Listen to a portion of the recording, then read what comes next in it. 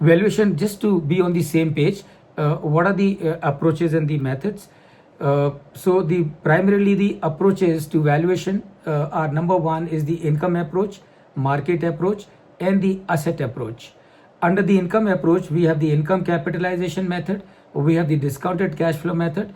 Under the market approach, primarily we have the comparable company method and the comparable transaction method. Under the asset approach, we have the book value method, adjusted book value method, replacement method, and liquidation value method. We also need to understand the approaches and the methods from the perspective of Ind AS 113, which is on fair value measurement.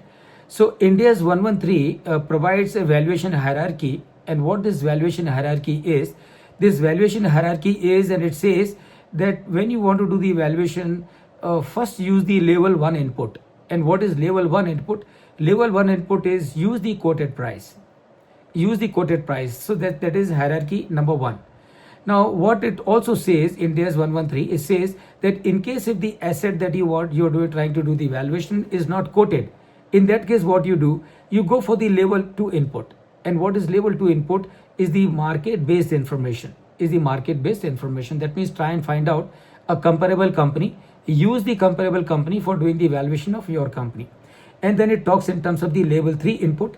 And what is level 3 input? Level 3 input, it says that in case if level 1 input is not available, level 2 input is also not available, that means you have no information available, use level 3 input. And what is use level 3 input? That means no information is available, so create your own information.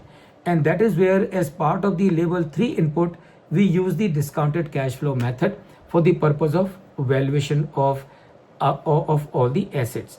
So remember, all the approaches and methods only give us a reference point, and it does not give a price. So whenever we are doing the valuations, remember, we are only trying to find out a reference price. We are only trying to find a reference price and not the price. The price will be decided by the buyer and the seller.